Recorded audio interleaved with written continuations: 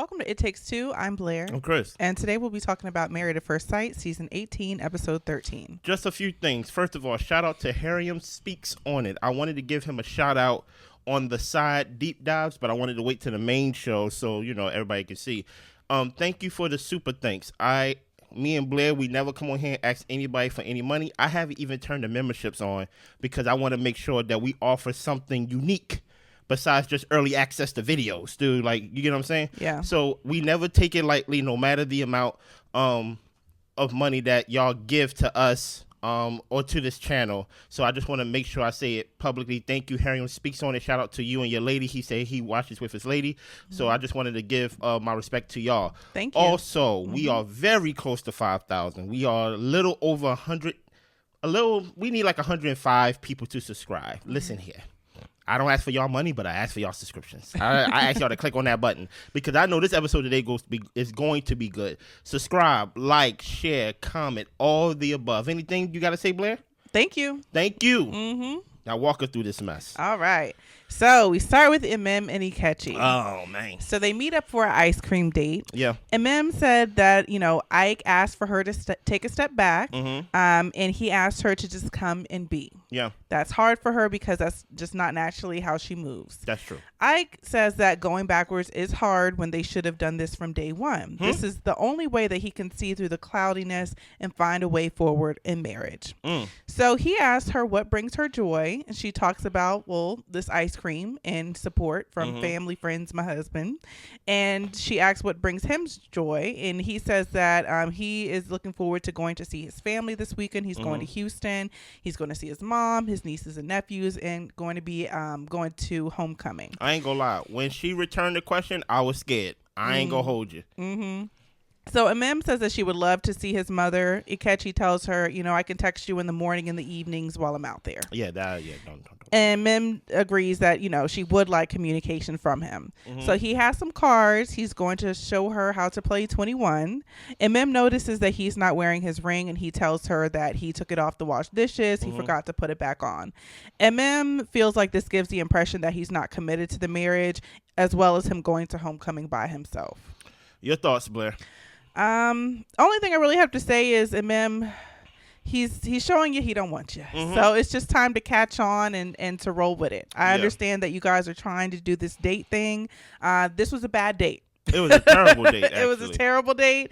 Even though he's your husband, y'all don't know each other. So let's kind of try to wrap this thing up. So yeah, I'll say this. Like I said, I don't want to criticize anyone's commitment when they sign up to Married at First Sight, because if anybody or everybody wasn't committed, there wouldn't be a show. So kudos to the commitment, but I will say the energy from this date was crazy, right? For one, we already know what Ikechi's his energy was. He always got attitude. He always feel passive. He always feel like he don't want to be there. But I want to talk about Emem's energy. You had the energy, at least from my perception, as if you wanted more, right? And sometimes it's just good to just accept what is given to you. Talking about where's your ring, I wouldn't have brought that up because at the end of the day, wearing that ring and he talked to you the way that he talked to you with the ring on. Yeah. You get what I'm saying? So that ring don't symbolize anything, because truth be told, he was disrespectful and he was downright nasty to you with the ring on. So I wouldn't even brought up the ring. Hopefully, we definitely gonna talk about it throughout the show, that your eyes are starting to open and realize that, hey, your commitment is not enough to better this marriage. Right. You get what I'm saying? It's gonna take two. Yeah. So we get to Camille and Thomas. This is the massage gun scene. Oh my! They love massaging each other, don't they? They did. It was just a lot of feet and legs and booty and everything. So it was too much for me. I'm sorry. I really wasn't even trying to take notes on it, to be for real. But anyway, Thomas gave her a nice massage. She went in trying to be a little dominatrix, and that was pretty much what the situations happened. The only thing I thought about it is, like, Camille, why do you want to hurt this man? Yeah. And if this is y'all's thing, if Thomas likes it, that's cool. And I guess you have to show it for the sake of improving on intimacy and sexuality for the show. We always have these episodes, during the season. Yeah. But I was good on that. You was good. My wife don't want to see Thomas hamstrings no more. We don't want to see Thomas buttocks no more. You get what I'm saying? Listen here, Camille, and maybe I'll do a deep dive on this. I don't know. But I feel like, Camille, you were just trying a little bit much. You know what I mean? You can like what you like. You ain't got to call me the B word. You get what I'm saying? Relax on that. Number two, why are you trying to hurt me? I'm 10 years older than you. You know, he was groaning and moaning the whole time, but I think it's because she dropped her body on him. She dropped her body on his back. Yeah. And I'm just like, Camille, come on now. You are a voluptuous woman. You just can't be jumping straight up in the air and straight on that man back like that. He got to stand up the next day in the bank, you know? So I don't know. I wonder, because Thomas is so nice, or maybe guess what? She likes what she likes. I have no problem with what she likes.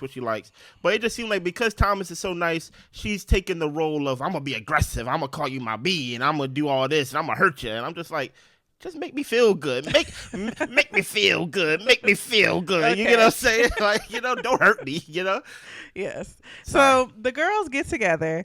They come together for a sound bath and mimosas, and the guys get together for boxing. Yeah. Everyone except Ikechi. Of course. Alan tells the ladies that basically, because they're wondering where Ikechi is, and he said that he heard that Ikechi moved out. And Mem tells the ladies that Ikechi moved out. They sat down with the experts. He seemed like he wanted to work on it, but his actions showed otherwise. Okay.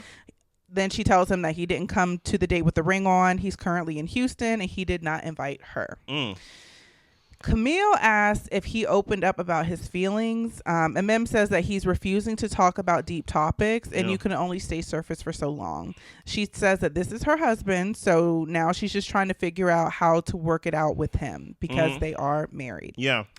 Michelle tells the ladies that she got a text from David saying, "You're so fine, I can't wait to eat you." Wait a minute. She tells them the lie that David told her about the cousin and the food. David also tells the lie to the guys. Michelle says that he sent the message the night he was out with Madison and David. And Madison says, well, Carla came through, then me and Alan left. And Carla said, well, David was helping you look for your phone because apparently Madison lost her phone. David was helping Madison look for her phone because she lost it. But Madison believes that, maybe there's more to it. But if you come a little bit softer at him, maybe he'll give you the truth. What is your thoughts? My thoughts, one, I'll just touch on MM because she commented and shared her experience of what's going on with Ikechi. And I can see that the hope is still alive, and the fact that she wants him to include her, invite her in all these places. I guess my only question for her would be, why do you want to be anywhere with him at this point? He's not a good time to be around. At the least, he's not fun to be around. Yeah. But I get that she's committed. This is her marriage. She really wants to make it work, so I can totally respect that. But I'm just like, girl, even if you was married to him and he was acting this way and things were okay sometimes, when he's acting like this, like, I wouldn't want to be around him anyway. Yeah, and let me touch on that just for a little bit. Like, basically what you've been through, what do you think? Maybe here's the thing. Maybe she want to go meet the mother because she want to get down to the source of why he's acting the way he's acting. Possibly. And I'm like, that's not the time to do it. You're not going to go to Ikechi's house or be around his family and basically use that time to be like, hey, is there anything Ikechi been through? Or like what's going on? So to Blair's point, Ikechi is not a fun time. It haven't been fun for you since the honeymoon. So like, it just seems kind of like you can't, like Blair would say, you really can't do nothing with a fool. You know what I'm saying? And I understand you're just venting to your girls, but at the same time, we acknowledge your commitment. Thank you for coming this far, but your commitment is not going to get y'all through the finish line of this marriage. So what is your thoughts on the Michelle and David and Madison laughing? Okay, so this is my theory. Okay, so my theory is that I absolutely believe that David texted Madison while he was out with them in front of Alan and just basically kind of flirting with her in front of her husband. Now the monkey wrench got thrown in that Carla was there. I think Madison was trying to throw it out there to be like, oh, it was like all of us. It wasn't just me, David, Madison, and Alan or whatever. Carla was there too. She came through. But I like the fact that Carla said, well, David went to go help you with your phone. So this is what my thoughts are. So if David and Madison, I'm assuming that, we're at the bar, we're probably at a table or something like that. Okay. So David and Madison got up to look for Madison's phone. And Alan and Carla were at the table by themselves for a considerable amount of time.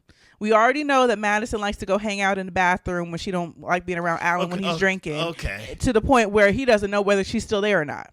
So according to me, David and Madison, I don't know what they did, but they left the table enough time for Carla to mention it, and the fact that how long was y'all looking for that phone? So, your thoughts? Listen, Blair and her conspiracies. I'm piecing it together. Right. If I'm wrong, okay, but I believe I'm right. I don't think she said Alan left while David and them was looking for the phone, and I didn't even say that. And you're alluding that she's that type of girl. She's telling us in the episode she's not that type of girl that she will do something in the bathroom with a guy. Don't have her crying on TV about being a party girl and things like that, even though all of the settings of all her scenes apparently is in the bar. But it is what it is, right?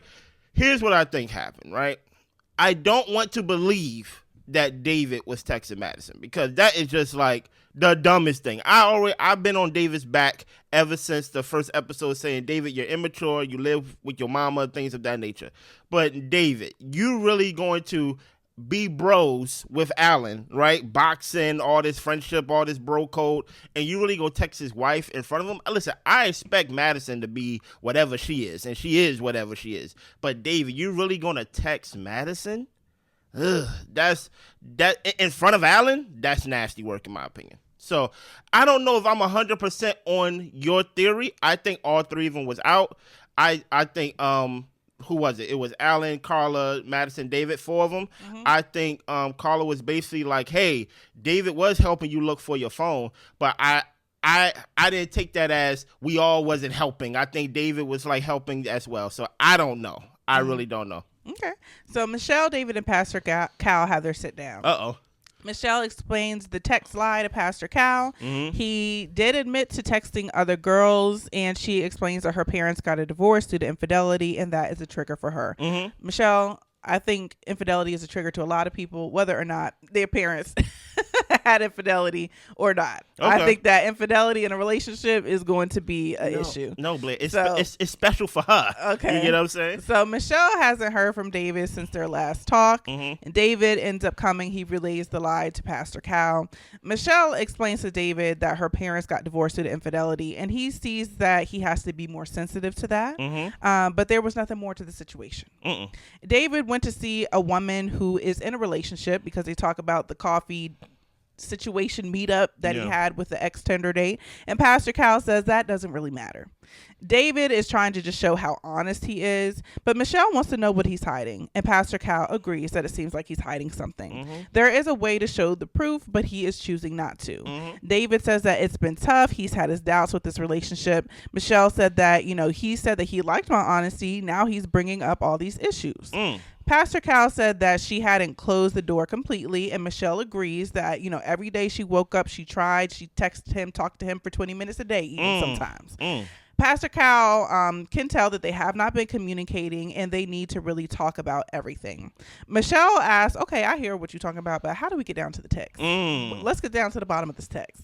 Pastor Cal brings up, okay, Denise, could send the text thread to Michelle, or David, you could call Denise, but David doesn't want to involve Denise and bring her into his marriage, his situation. Pastor Cal tells him she's already involved. You brought her into it. So he says, well, Michelle, you're a smart woman. You have your own phone. If you want to call Denise, you should be able to reach out to her and get the answer. And then from that way, you guys can decide if you're going to be together or apart. Let me break down this scene for a little bit. Michelle talking about, one thing about her is that when it came down to what David was doing, it triggered her because her parents was divorced, and David was like, oh, I did not know that. Well, first of all, let's go back to the honeymoon. I remember specifically David wanted to ask you about your family. David wanted to ask you about your mother and your father. You said, why? Why you want to know about them? He was like, I just want to know. I'm just trying to make conversation. So don't try to make it seem like anything David doesn't know is not because David did not have the desire to ask. Really, you just told him, shut up and get up out my face, boy. Right?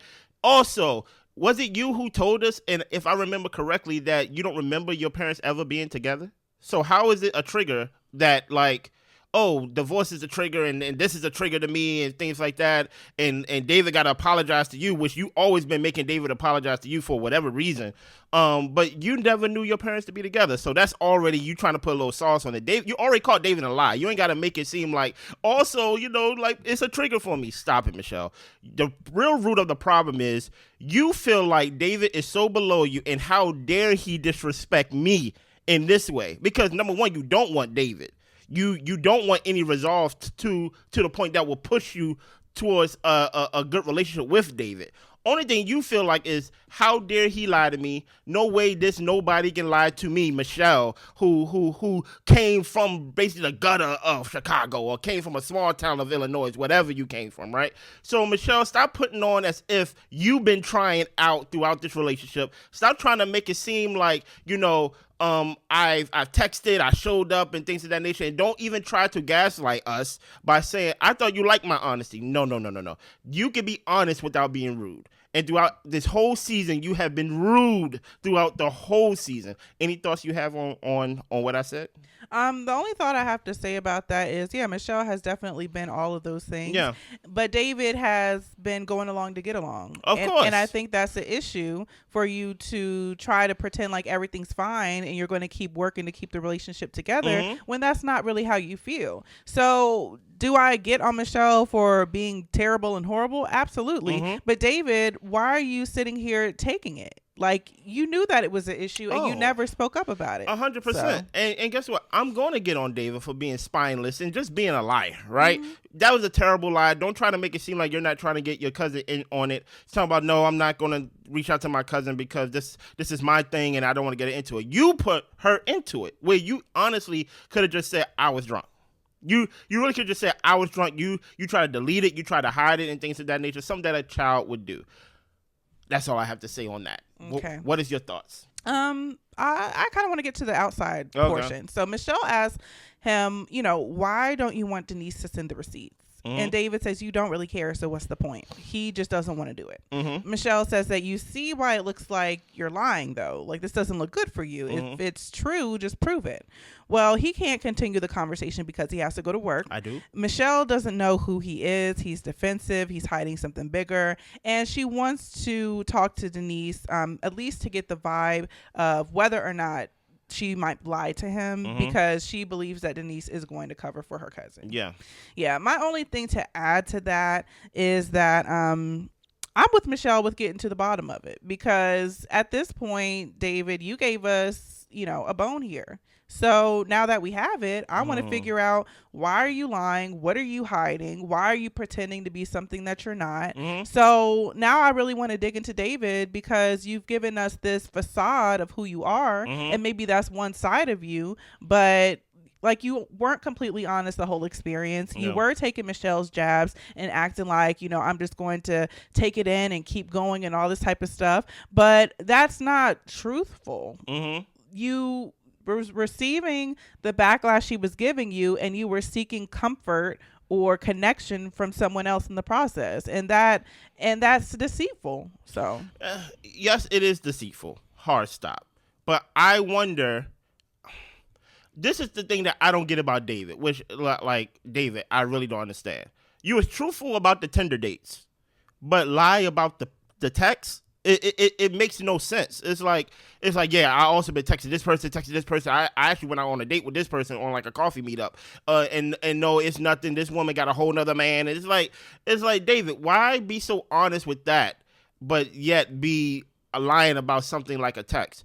Also, I don't know what came first, the chicken or the egg. Even though with this, I will say, just because you're not getting what you're supposed to get out of a relationship, and when I say supposed to get, I'm talking about within a marriage, someone who's committed to the process. Michelle is not that. That does not give you the green light to step out and for you to basically dishonor your marriage, in that way. But I will say, Michelle, you have not made your marriage welcoming to the point where he will keep his eyes inside the house and things like that. Now, if it is Madison, that's him going on his own accord, just being a nasty man. You get what I'm saying? Because Madison is part of the process too, and you should have kept it away from at least your castmates. But I'm not gonna sit here and act like as a man. Listen here, I am not perfect, but I'm not gonna sit here and act like, hey, if my wife is over here dogging me every day and things of that nature, that I'm not going to look for comfort somewhere else. I wouldn't look somewhere that close as a castmate. But, Michelle, you ain't no saint either.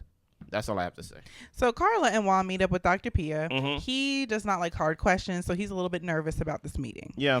Juan, Dr. Pia is asking him how the meetup went with Carla's family. Mm-hmm. Juan talks about how he loved all the food from meeting Carla's family. Mm-hmm. He said that he did feel comfortable and they were welcoming. Yeah. After he talked about the food for about 15 minutes. That is true.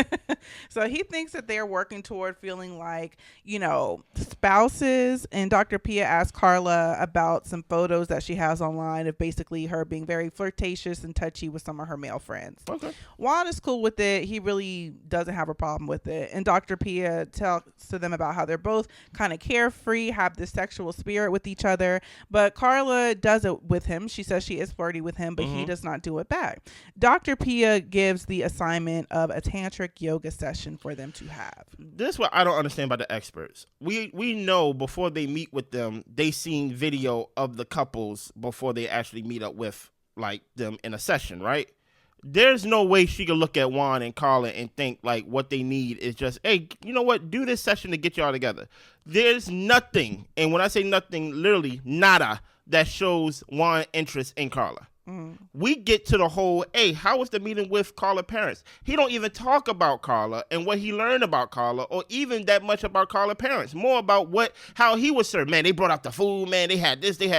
And it just seems like whenever Juan is on the screen, I don't want to be part of it, but I am now in the audience of the Juan show, right? And they tell us when to laugh, they tell us when to clap, they tell us and Juan just comes off as, now it's coming off as rude to me, right? Because now it's leaking out of his pores. There's a difference between carefree, but I think it's deeper than carefree. Juan don't care. Right. And now I think he's bordering that line of just downright disrespect in my eyes. My only thoughts about it, I mean, Juan isn't into Carla. Like, Dr. P is asking him about the family, and he's talking about the meals that were served. Like, he's just not connected. I don't know if he doesn't want to be, or if maybe that's just how he talks, and he kind of just like talks around things instead of really answering questions. But it seems like he can answer questions when he wants to on the after party. So I really don't. Juan is a conundrum to me. I really don't know. And you just reminded me. He talked about he don't like tough questions. You're a businessman. Most of your job is hard. So like, what is it about hard questions or just sitting down having to actually address your marriage that makes you uncomfortable? Now, do you have a problem with Carla's pictures and how she's presenting herself in these pictures that Dr. Pia pointed out? I don't have an issue with it because I think Carla does this with her gay friends. Okay. I think that's what it is. Okay. Because that's why like Juan was laughing because like she does it with Yinka, and we met Yinka at the party, and Yinka's gay as far as I could tell. Okay. I hope. He did. I don't think he came right out and said it. But yeah, so I don't think Carla's doing anything that is disrespectful. Okay. No. Me neither, because I'm like, hey man, I don't think Juan cares. You know? So Madison, Alan, Luffy, and Dr. Pia all have a meeting. They enjoyed the question twister game, and Dr. Pia asked, where are you guys with trust?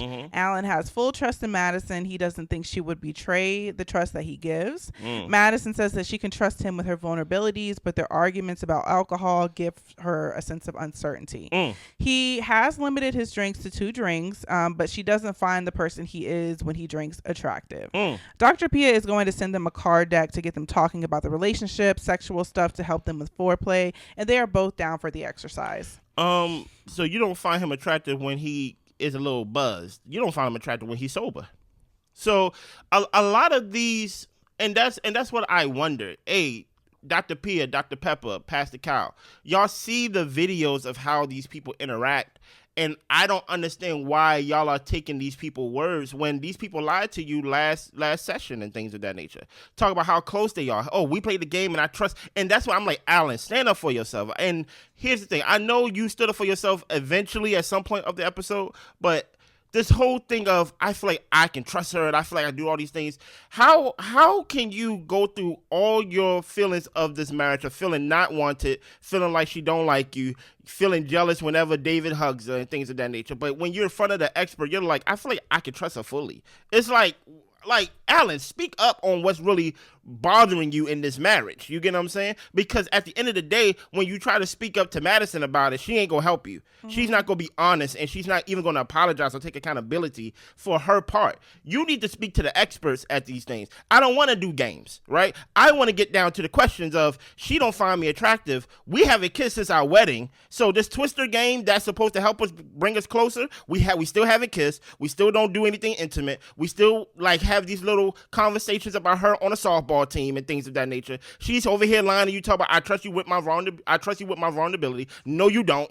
You really just told a story about this whole like, oh yeah, I was an ugly duckling and then I had to join the team and now I feel like I'm part of a tribe. It's not vibe, it's tribe, right? So it's like, I don't like these sessions that, hey, we just gonna throw a game at y'all, and if y'all do the game, it's gonna work out for y'all. They have deeper issues, and most of the issues is Madison's not being honest. Yeah, and Alan is just trying to keep up with Madison as far as I'm concerned. He's trying to keep up with her in the gym, and he's trying to keep up with her other interests, which includes the bar. Yeah. And I think that Madison, if you don't like drinking with Alan, maybe y'all don't need to be going to the bar every week. Yeah. I don't know, like.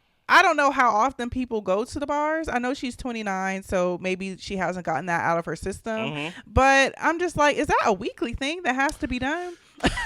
like could we like go to the movies, and I get that they do all these other active activities for them to have fun, but it seems like the bar and alcohol is like a major part of Madison's life. And I think that Alan is trying to connect with her by doing those things, and he just can't hang the way that she does these things. And I feel like with Madison, I don't know why they're both not seeing that maybe they shouldn't be bonding over alcohol, and maybe that's something that they should chill out on, during the process of their marriage, so they can actually really get to know each other, if that's where a lot of the arguments stem from.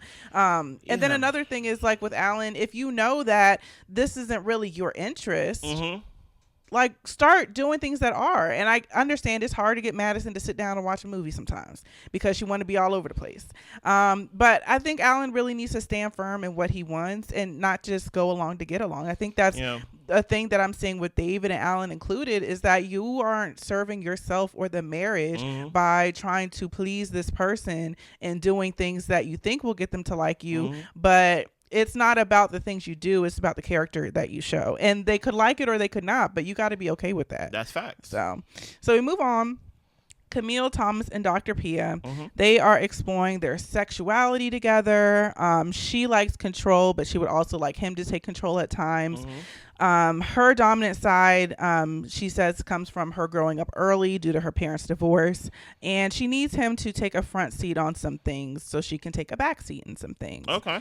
She talks about the physicality stuff that she enjoys, hair pulling, booty slapping, and he talks about how he would like to receive more orally, but she says that'll probably be later on in the process. Oh, okay. But they have the trust, the safety, and security in order to take things to a new level, and Dr. Pia is going to send them a basket of goodies to play with.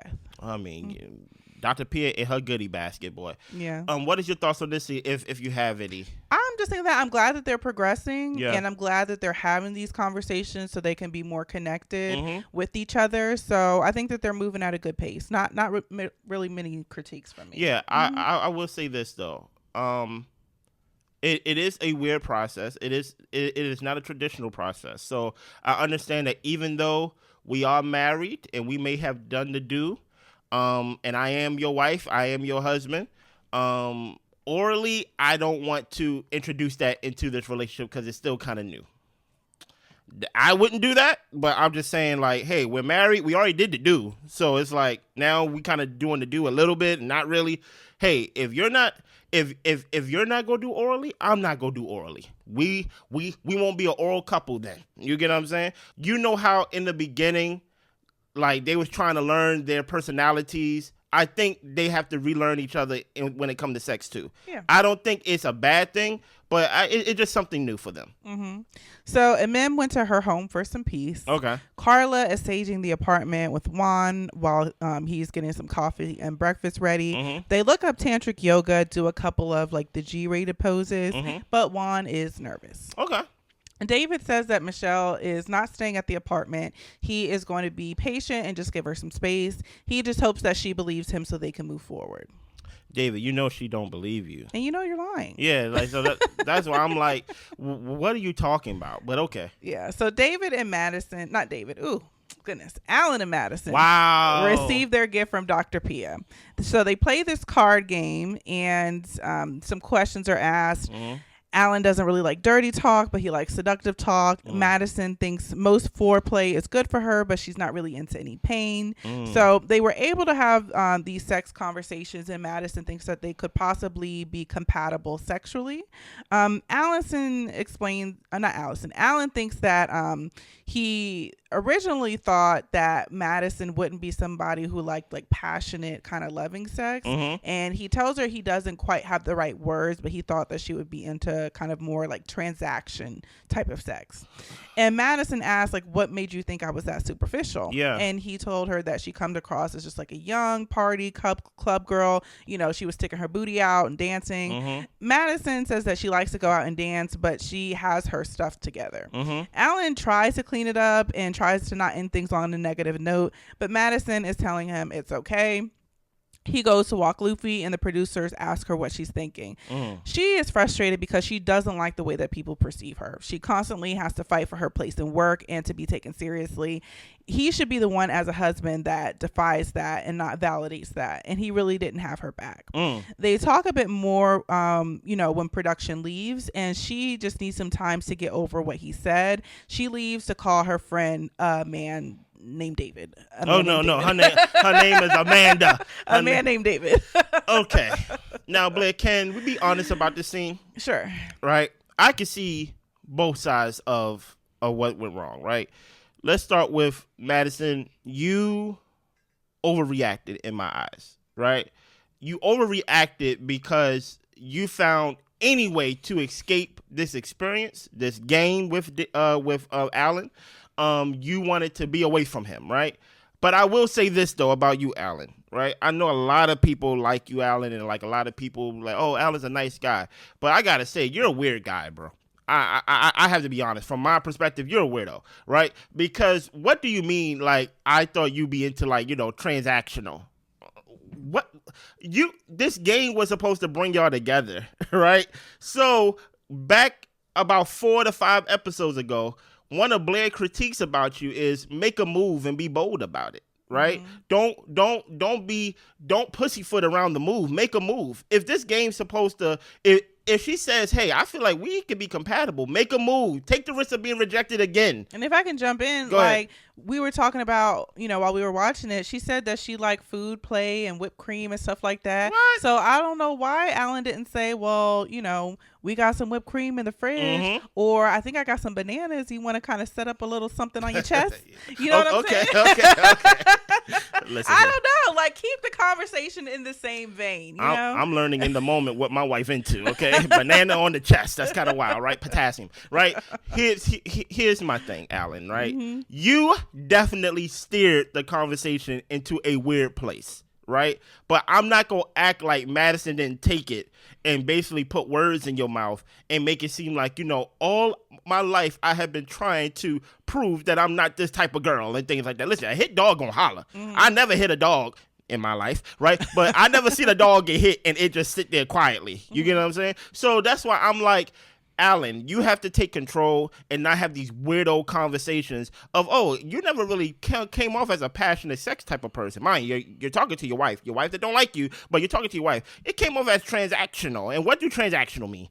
Like I can see how she came up with the hooker thing, but at the end of the day, Madison was looking for an out. You gave her an out. You get what I'm saying? Yeah.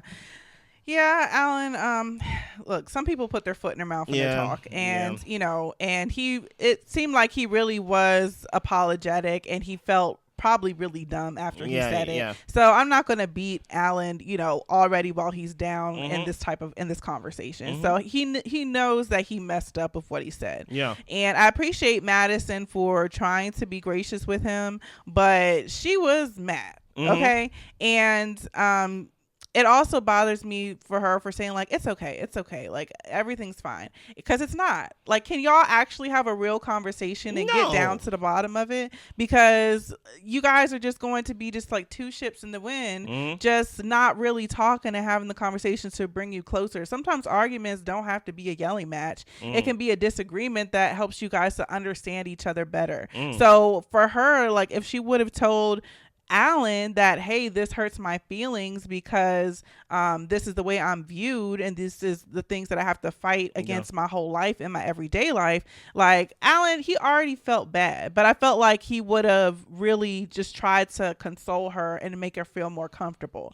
But when she goes to leave to talk to Amanda and she's gone for hours on end, I'm like, Madison, now you don't have the upper hand in the argument. You lost it now. You totally lost it. We lost the whole plot of what you were even upset about because you went upstairs to go see David. We don't know that. So that's pretty much my thoughts on that. So come on.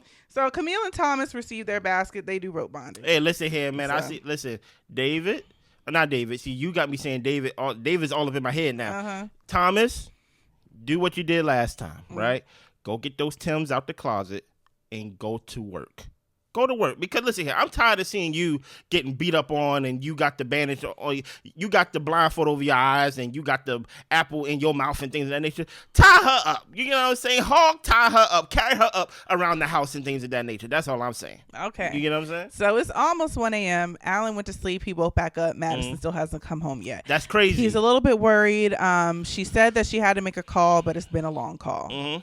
Madison says that he pretty much called her a hooker. She feels hurt and frustrated. She's disappointed because it could have been a nice step forward, but then it took an unexpected turn. These moments aren't helping with getting them in a positive decision for a decision day. And my response to Madison is, where is your resilience? Yeah. Like, these people get into these little tiffs and they take it to hell. I'm like, Madison, for somebody who comes against hardships and people thinking of you the wrong way all of your life, I can understand in a situation where it's with your husband and you want to have that comfort there, but you know that y'all are not in a comfortable position and he doesn't really know you, because I feel like Madison holds back a lot. I don't think she allows for him or even us, the audience, to really see who she is and what she truly is. I see her. Because I think that she is so focused on being polite and nice that she doesn't come across as authentic to me. So for me, I'm just like, you're allowing his one comment to ruin the entirety of the night and the whole situation. If it really was something that you could have been like, I know he didn't mean nothing by it, it is annoying and you might need a little bit of a break to kind of like, you know, get yourself back centered, but I think she took it to hell. I didn't think it had to go this far. Yeah, Blair, why are you asking for Madison's resilience and asking, like, why are you acting like Madison don't like this guy? And she's not using any excuse to get out of this marriage. No, that's absolutely what it is. Like it has nothing to do with resilience. It has everything to do with Madison. See, the thing about she found it out. Madison's over here trying to act like we don't see her. But listen, we know what type of girl you are because you said it. Your friends said it. You got kicked out of a festival that had to do with drinking. So that already lets me know, how drunk were you that you was drunker than the drunk people? How wild were you acting compared to the other wild people that's at this festival? So this whole woe is me of this whole, like, I tried to, basically I am a woman and basically I have grown in my career and I'm all these things. Madison thinks that she's a dime piece and she's not, right? She's a normal looking white woman in my eyes. And she's trying to make it seem like what Alan said, like, took her back or pushed her back in her life. No, it didn't. It's to Blair's point. Just have a conversation about it, right? The reason why I described it as transactional, even though as stupid as it was, Alan, is because every time we talk about what would get you to open up is you say compliments, something that I have to give you, right? Hoping that I get something back. And I haven't got nothing back. So she over here trying to fall on this, like, oh, we was getting so close of taking a step forward in our marriage, but now, even though we're not at ground zero, we're definitely steps back. You did not take step forwards at all in your marriage. And we got less than 3 weeks left of this episode. I mean, of this season. So, like, I'm not giving Madison no bail. Madison can do all she wants, sleight of hand tricks of trying to hide who she really is, but we see who she is. At least I do, you know? So MM calls Dr. Pia and tells her that she and Ikechi have not moved back in. Yeah. MM is at home. Ikechi's in Houston. Yeah. He said he would stay in communication, but he has not. MM has tried not to pressure him. Well, Dr. Pia asked if MM has wanted to just reach out, make sure he made it there safely. And MM tells her, look, like, I'm not prepared, like, emotionally, mentally, spiritually, to receive whatever type of backlash he's going to give me for reaching out to him. Facts. And she feels like he abandoned the marriage. So Dr. Pia is talking about how he said he forgave you and he wanted to do all these things during the meeting, but he really is leaving you out to dry, and that's not okay. MM came in ready to do the work to build a healthy marriage. She wants this to work and to communicate to create a healthy situation. Yeah. She says it's hard. He's stonewalled her. He's abandoned her, and she really does not know how to proceed. Dr. Pia says, well, we won't accomplish anything until he gets back.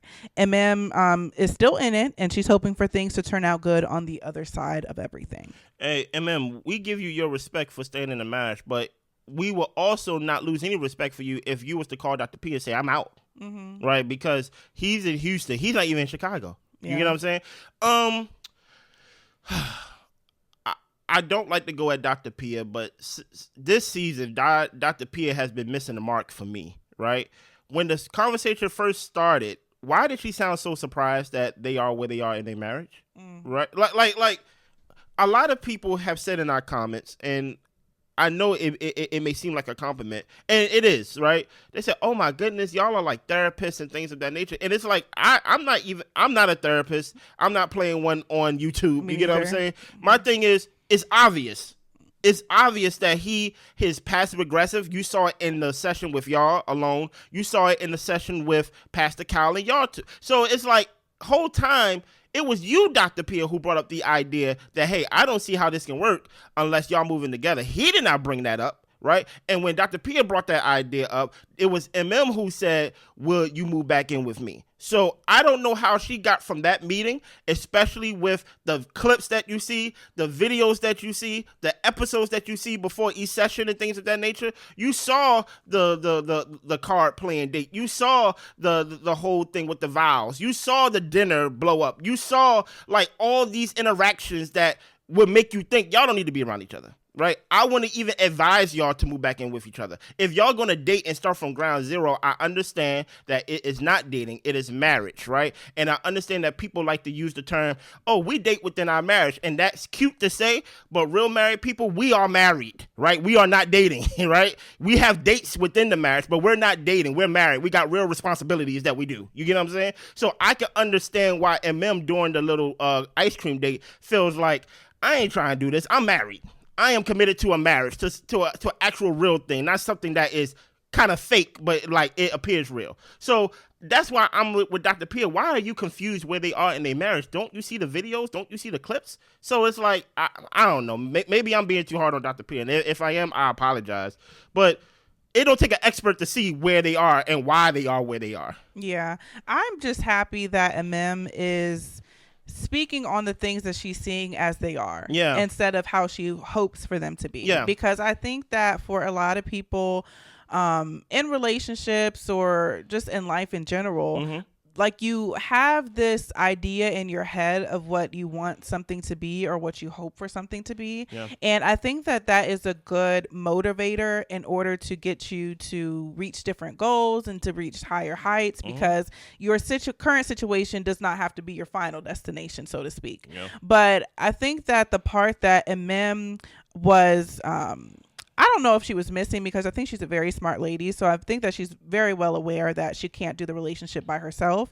But I think that she was putting so much responsibility on herself to figure out the situation that it kind of relieved Akechi of his part, that if she just got it right, if she did the right thing, that it would in fact make him show up differently, and that way the relationship could work. But I'm glad that she's having this conversation, that even Dr. Pia said, well, don't you want to just reach out to see if he made it safe?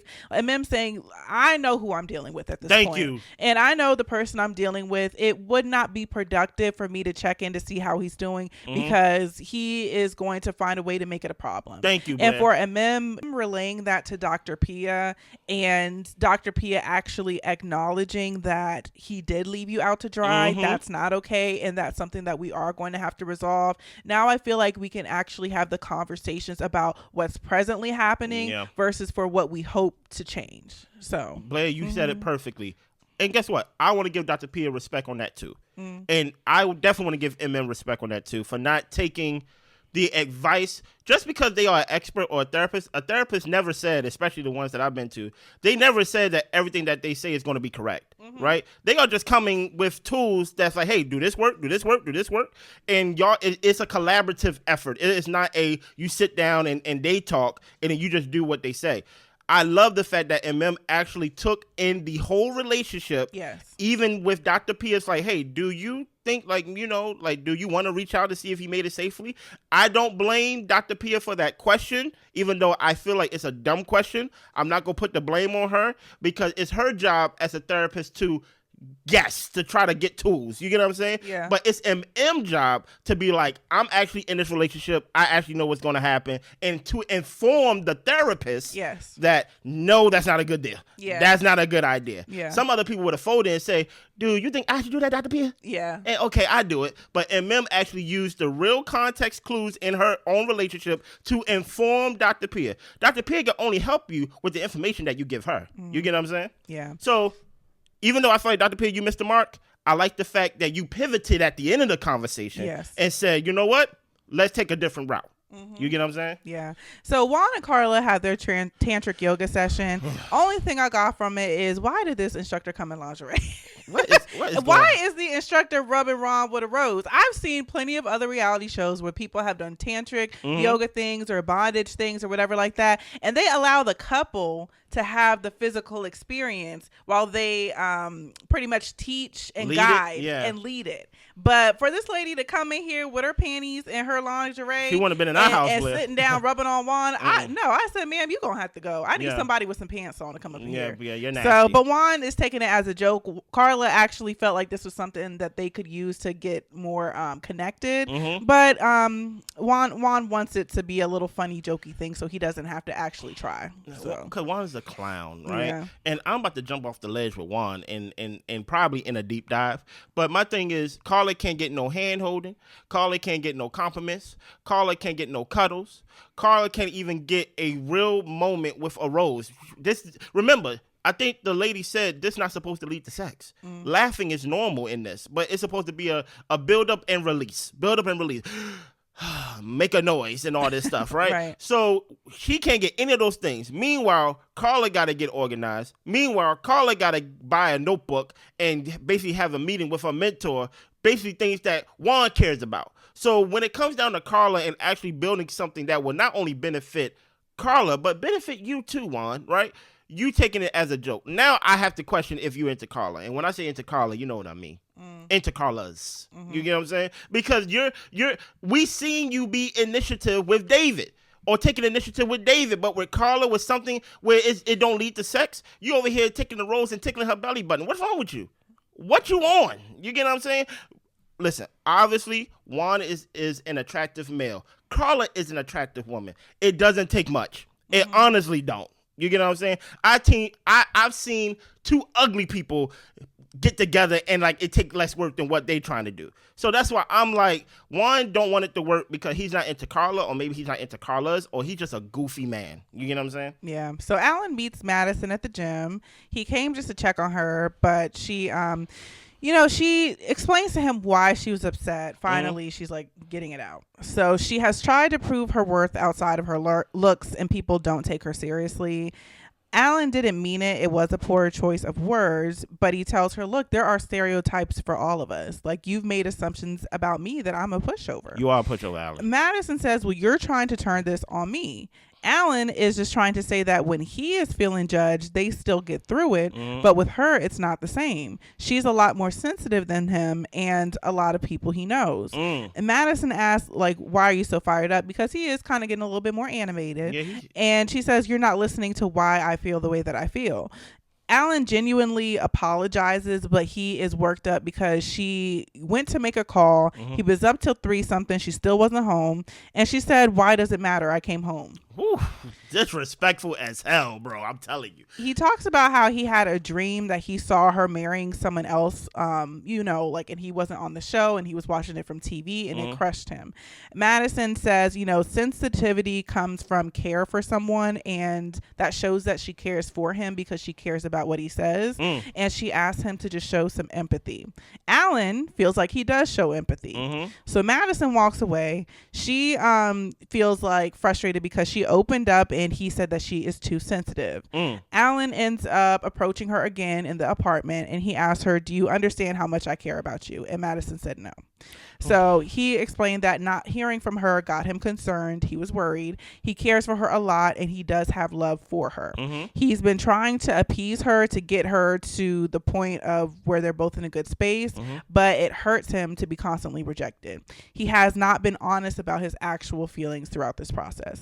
Madison appreciates his honesty. She is still telling him, I'm not mad at you, but just what you said hurt my feelings. She's been trying to be more honest here than in past relationships. She's trying to be honest, and being told she's overly sensitive makes her feel like not wanting to open up. And Alan says that they do need to communicate and he needs to know how she really feels. Madison cares for him and she will keep trying. They end up hugging it out. Scroll me up because I'm just going to criticize Alan just a little bit because even though overall I feel like Alan, you came in with great points. Yeah. But you just need to trim the fat off a little bit off your points a little bit. So let's trim off some fat a little bit. When addressing someone, let's take name calling off the table. Calling someone overly sensitive, you're the most sensitive person I know. What that gonna do? That gonna get a reaction. Yeah. Like more times than not, the person not gonna say I am overly sensitive. So let's just get name callers in general off the table. I am a believer of time and place. A big believer of it, right? Meaning that, Alan, your argument is 100% valid. Don't take what I say and be like, oh, Chris just criticizing me. No, what you said, even the examples that you gave, is 100% valid, right? But I believe in time and place. I believe that all of these feelings are compiled because it's been suppressed, right? So now when she did something which I believe triggered what she first did in the first time y'all got in that apartment. I keep going back to it. Right after, RIP to like your friend passed away, right? It's the first night y'all back from the honeymoon. Where does she go? She goes out and party with her friends. She over here trying to say, I have tried so hard to get people to respect me outside of my looks. Madison, you don't look that unique. I'm sorry. I don't see it, right? Outside of you going to the gym and working out and things like that, you don't, like this looks thing, it's not for me, right? So Madison has shown herself, Alan, that, hey, on the first night that she went and not only partied, she didn't come back till the next morning. And the next day, what did you do? You let it go. Right? So when you let it go, you forfeit your right to ever talk about it again. That's what I believe. I believe that even when the expert came in not too long after that, you still did not bring it up. So you forfeited twice. No, he brought it up, but he was like, it's not a problem though. It's just like, if you're going to bring it up, you forfeit it. If you're going to bring it up, say how you feel. No, he forfeit his right to talk about it because you say it's not a problem. Yeah. And now you're talking about it's a problem now, right? This is why people are saying, and that's why Madison said when she didn't know you, that you're a pushover, right? Because you're not going to gain the respect of whoever you're with by letting them walk all over you and walk all over your feelings, right? I understand and I give you your respect for actually calling her out, actually making parallels to, you was out to 3:30 in the morning and things like that. I basically was up waiting for you and she like, at least I came home. Madison, stop it, right? I give Alan his respect for trying to draw the parallels, but I think it's a little too late, right? It's time and place. I think you already messed up by calling her sensitive, so she got nothing to really listen to. She's not going to listen to anything you have to say after that because she feels like she's been insulted. But whole time, everything you said, Alan, is 100% facts.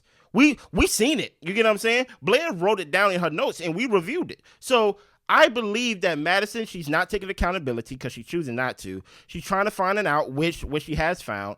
And Alan, stop apologizing. He apologized 12 times in this scene. Your apology is not going to reset the relationship and going to make her think, this man apologized to me and things of that nature. Because at the end of the day, I felt like the time to apologize was when she got on the phone with a man named David, as Blair would say. You get what I'm saying?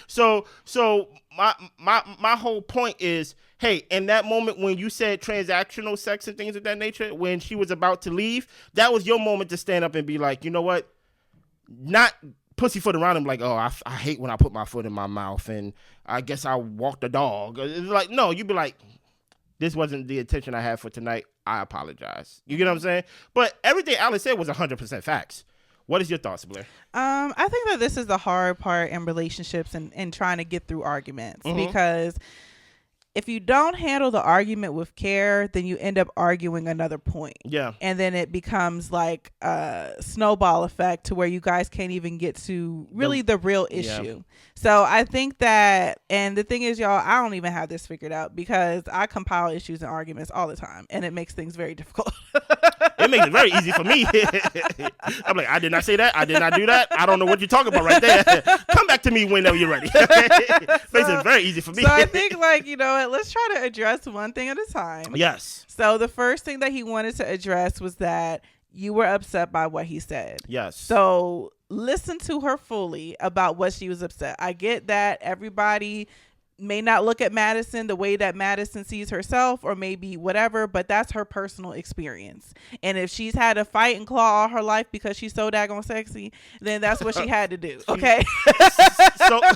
so sexy, she's on Married at First Sight, right? So daggone sexy. She's been fighting and clawing her whole life. Oh my gosh, okay? Right? So my thing is that if that's her experience and that's something that kind of brought up those feelings in her by the comment you made, then I think that he needs to acknowledge that and not tell her, you make judgments about me. Because the thing is, like you said, when she said that, did you actually have the conversation about how you didn't like being called a pushover, and how maybe that brought up some issues for you, and how maybe let's not try to judge each other in conversation and let's actually try to get to know each other, because you didn't. You did not. You didn't do it at the time. And not to say he could never do it, because, okay, now we're being honest, finally, right? Now we're being honest about how we really feel.